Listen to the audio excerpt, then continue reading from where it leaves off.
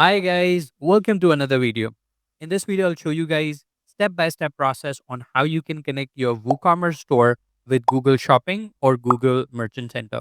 It is really important for you guys to increase the visibility of your WooCommerce store and getting organic sales. And if you want your products to be displayed in Google search engine, then this video is for you because in this video, I'll give you a step-by-step process on how you can increase your store visibility by connecting your WooCommerce store with Google Shopping or Google Merchant Center. So without further ado, let's get into the screen. Before doing that, make sure to subscribe the channel.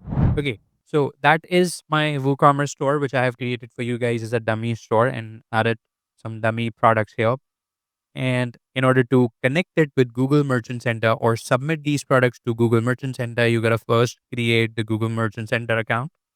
And all you have to do is just Google on Google Merchant Center, and then you will land on a page like this. I'm going to select, do you sell products online? Yes. I'm going to add in my website address. So simply copy and paste the URL. Do you have a physical store? For now, I'm going to select no. If you have a physical store, make sure to select yes. Okay, then click on continue.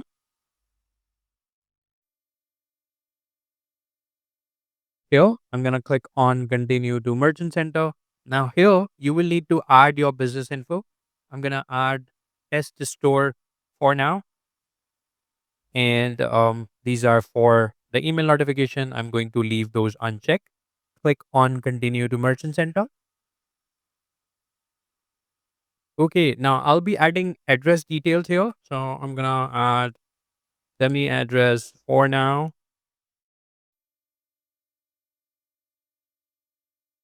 Let's click on continue.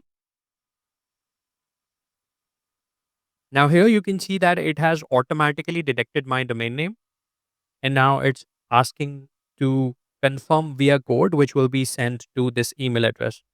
But there are other ways to verify. So if you click on more ways to verify, here we have option of use e-commerce platform, HTML tag, Google Tag Manager, Google Analytics. And the easiest way is to do with an HTML tag.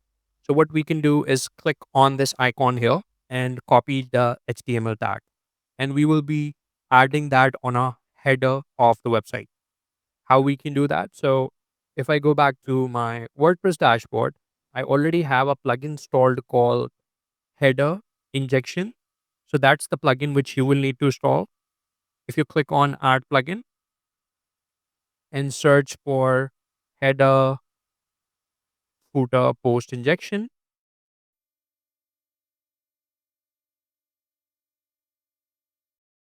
you will find out this plugin here with 300K active installation here, right?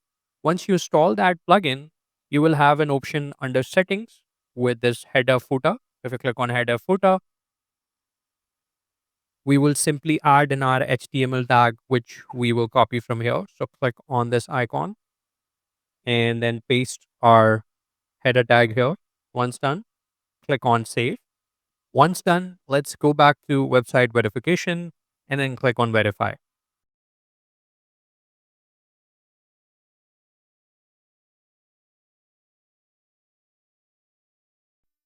Perfect. Our website is now verified. Now let's click on continue. And here we will be selecting which countries we are selling to. I'm going to select United States for now and then click on continue. Here we have add a product from a file, use Google Sheet, or add product one by one, add product using API. For now, we will select do it later because we will be needing to add a plugin in our WooCommerce store. So let's click on do it later and click on continue. We will be selecting our shipping delivery times manually. You can add in your own delivery time, or if you have a carrier already, you can select on by carrier. Okay, now let's click on continue. And here is the currency setting. Here we have shipping cost if you want to add free shipping, flat rate, or if you want to add in any other setting. I'm going to go with the basic settings for now and then click on save. Perfect. Click on continue. Now here we will add our refund policy or return policy. I've created a dummy refund policy here. So that's all the dummy content. I'm simply going to copy this URL here and paste the URL here. Perfect. Now we have this option here if you accept the returns. So if you are accepting the returns, if the product is defective or you do not accept return, you can choose it from here. I'm going to select no, I don't accept returns for now. Yes, I accept exchanges. No, I do not accept exchanges. Again, you can select it based on your own requirement and your store, right?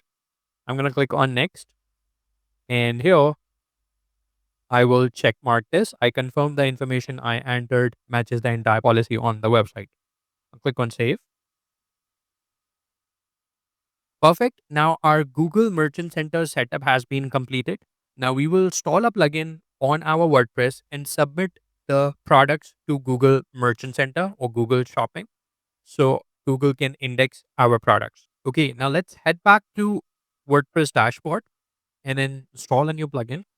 Hover over plugins and then click on add plugin.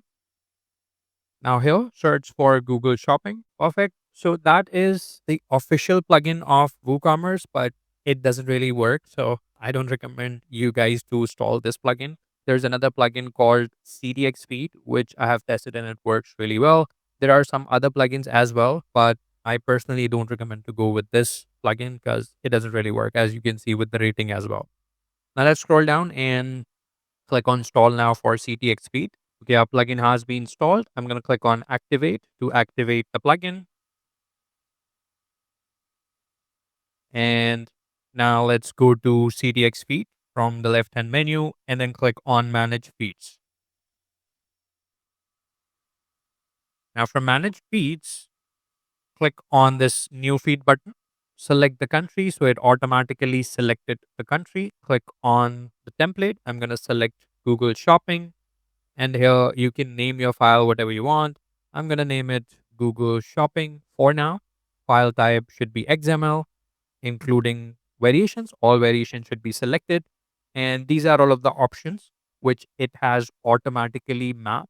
So these are the Google attributes and these are the values for that. If you are unable to find your product category, you will need to find Google product taxonomies from the search. So if you Google that out, you can see that these are the categories. So these are all of the categories. If you are unable to find that, make sure to map category appropriately with the Google category, right?